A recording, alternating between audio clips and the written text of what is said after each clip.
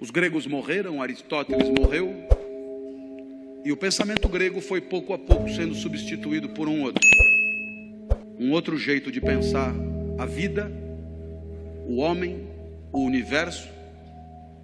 E esse outro jeito também tinha um grande líder, um grande mestre espiritual, chamado Jesus. Jesus nasceu em Nazaré, 350 anos depois de Aristóteles. Aristóteles, você sabe, era grego, estudou na academia de Platão. Jesus era judeu e se formou no judaísmo. Aristóteles tornou-se um subversivo na academia. Jesus tornou-se um subversivo no judaísmo. Jesus disse coisas que ninguém tinha dito antes. E Jesus, grande sábio que era, respondeu à nossa pergunta: o que a vida tem que ter para valer a pena? E a resposta de Jesus é impactante até hoje. Por mais que vivamos numa sociedade de cultura cristã, a resposta de Jesus, quando anunciada com clareza, produz extraordinário impacto nos espíritos de quem ouve. O filé mignon da vida, a vida que de fato vale a pena, é a vida assumidamente dedicada ao outro. Isso é absolutamente incrível, sobretudo para nós, acostumados a ouvir que o sucesso da nossa vida tem a ver com o nosso próprio ganho, com a nossa própria riqueza, com o nosso próprio conforto, com o nosso próprio poder. Jesus dirá mais ou menos o contrário. O filé mignon da vida, aquilo que fará de você um vivente feliz, é a entrega, é proporcionar, é alavancar, é permitir que o outro viva melhor do que viveria se você não existisse, é permitir que o outro sorria o sorriso que, se você não fosse, ele não sorriria, é permitir que o outro sinta a alegria que, se você não estivesse, ele não sentiria. E aí sim, você terá vivido vida boa, vida que valeu a pena. Lição de Jesus. Bem, os exemplos podem ir ao infinito. Basta que alguém que você ame fique doente, para que você gaste no único cheque tudo que tinha guardado para si. E aí você descobre rápido o que vale mesmo na hora de viver. A minha filha Natália é a mais nova dos meus filhos, tem 13 anos hoje. Quando tinha 4, foi acometida de gravíssima doença, rara no Ocidente. Síndrome de Kawasaki, um vírus letal. Funciona mais ou menos assim. Esse vírus só aparece em crianças de 4 a 6 anos. Esse vírus, se desincubar, mata a criança na hora. Mas tem uma vantagem: se ele não desincubar por 2 anos, ele acaba morrendo e a criança está definitivamente curada. 2 anos só, 2 anos esperando. Eu olhava para minha filha na UTI e eu me dizia: por que não troca? Eu fico no lugar. A vantagem é óbvia. Eu fico aqui e a criança fica livre disso. Como não estava dando certo, eu fiz proposta irrecusável. Pegue 20 crianças com isso. Ponha os 20 bichos em mim e liberte as 20 crianças. Agora a vantagem é mais do que óbvia. Não esqueça de pôr a minha filha no meio. Bem, pensando assim, eu aprendi coisas sobre mim. Coisas que eu não sabia. Eu aprendi que para mim a vida não era o bem de maior valor. Continuar vivo não era o mais importante. Porque se fosse o mais importante, eu não trocaria. Se fosse o mais importante, eu jamais faria aquela proposta. Então, naquele momento, eu aprendi que havia alguma coisa que valia mais do que continuar vivo. Eu aprendi, então, a maior lição de Jesus de Nazaré. A maior lição. O que mais vale na vida. O filé mignon da vida. Eu aprendi que o amor vale mais do que a própria vida. Por isso propunha a troca. Mas é claro que por onde você andar, você encontrará o mesmo fenômeno. Pessoas desesperadas lutando para diminuir o sofrimento de quem sofre. Na Boate Kiss em Santa Maria, nos desmoronamentos em Petrópolis e Teresópolis, nos incêndios em São Paulo, pessoas completamente despreparadas se atiravam no perigo em nome da proteção da vida alheia. Você encontra isso por onde você andar.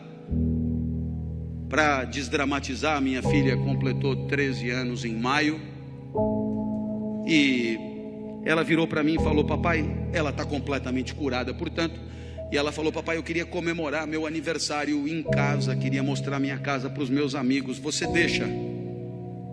A minha filha sempre pede tudo para mim, porque de mim ela sabe que ela tira tudo que ela quer, depois ela só comunica à mãe. Eu já falei com o papai e ele já deixou. Vieram 39, subiram no mesmo elevador, invadiram o apartamento no mesmo segundo. E quando eu vi aquele enxame de criança entrando em casa, me lembrei de uma poetisa búlgara que dizia mais ou menos assim: criança pequena é como água, ocupa todos os espaços. Eu me tranquei no quarto, mas a poetisa tem razão, todos os espaços. Papai, queremos brincar aí também. Minha filha, para onde você quer que eu vá? Você não gosta tanto da padaria? Vai para a padaria e espera lá, leva o celular que eu te aviso. E aí eu te pergunto, que espécie de idiota passaria 3 horas de sábado numa padaria, esperando que uma criança o autorize a voltar para sua própria casa? Esse idiota somos todos nós, não somos? Que um dia percebemos que o sorriso da criança amada vale qualquer padaria. Minha filha me autorizou a voltar, e quando eu cheguei em casa, porque ela é muito legal, ela virou para mim e disse: papai, muito obrigado por ter deixado, eu me diverti muito. Eu sou emotivo, rapidamente as lágrimas brotam, e ela continuou então inapelável: eu queria te dizer mais uma coisa, eu adoro ser sua filha. Nossa, eu para ouvir aquilo passaria uma semana na padaria. Eu acho que eu abriria uma padaria. Nesse momento você poderia imaginar que o exemplo de Jesus encontra abrigo em situações de afetos familiares, e você poderia imaginar que aqui é trabalho, evento profissional, competidores à flor da pele, com sangue no olho e faca nos dentes. A lição de Jesus não encontraria lugar aqui. Eu tendo a discordar. Há 30 anos, como professor universitário, me perguntam por que escolhi essa profissão. E eu costumo brincar dizendo que Jesus explica. Porque se a vida boa é a vida dedicada aos outros, se o filé mignon da vida é a vida onde cada jaula e cada caloria é destinada a alegrar quem está na frente, se a vida boa é a vida em que o outro e o seu desabrochar são o maior valor, admita que a minha profissão é imbatível.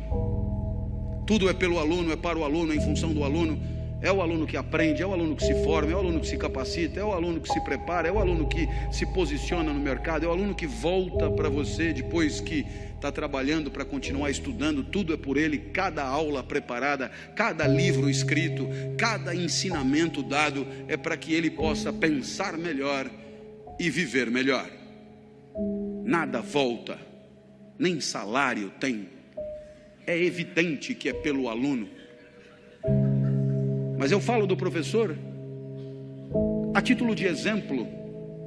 Todas as demais profissões podem ser assim.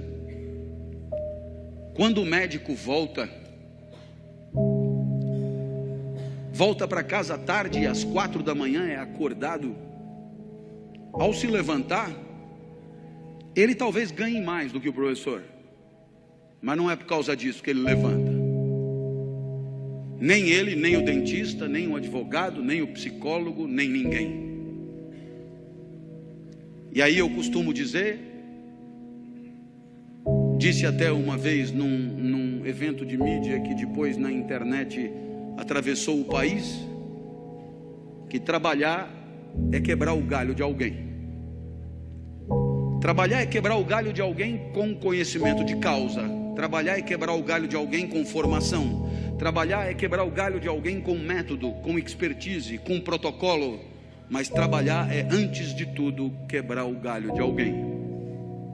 Feliz daquele que consegue enxergar na alegria do outro o resultado das suas ações, do seu investimento, da sua dedicação e do seu empenho. E é evidente que alguém como você,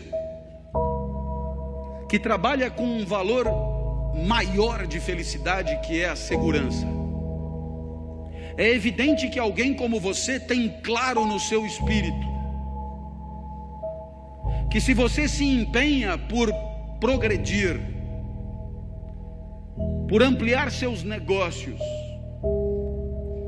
por servir ao maior número de pessoas, muito antes do que pensar no próprio enriquecimento, muito antes de pensar no próprio acúmulo de recursos, muito antes de pensar na própria fatia de mercado, muito antes de pensar em si, você sabe o quão bem você faz às pessoas que bateram a sua porta.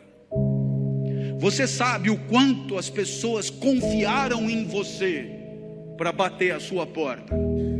Você sabe o quanto as pessoas que não dominam o setor como você domina, confiaram em você para entregar a você a segurança daqueles que ela mais ama, seu maior tesouro, seu bem mais precioso.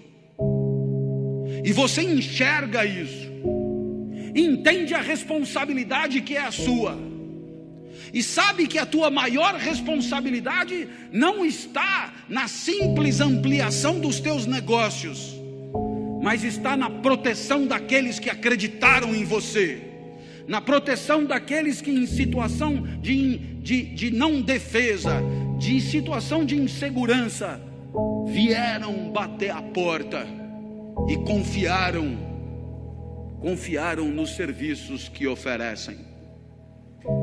Portanto, você entende que só isso dará a você a dimensão do sentido do trabalho, o sorriso do outro, muitos outros, mas muitos outros, famílias inteiras, enorme quantidade de gente que sorri um pouco mais, por se sentir um pouco mais seguro. Aí está o sentido do seu trabalho. O resto é tabela, números, gráficos, de frieza impiedosa, e que pouco ou nada justificariam o seu empenho extra, a sua dedicação extra, porque é exatamente olhando no olho daqueles que confiam em você, que você se sente importante, e não contribuindo com números frios e porcentagens que nelas mesmas nada querem dizer. Essa é a lição de Jesus de Nazaré. Até porque você um dia vai perceber que não precisa jantar 5 vezes na mesma noite. Jante só 4. Vai fazer bem para você. E você terá gente feliz do lado, gente que não ia comer, te fazendo companhia. Uma homenagem a Jesus, segundo o sábio do nosso encontro.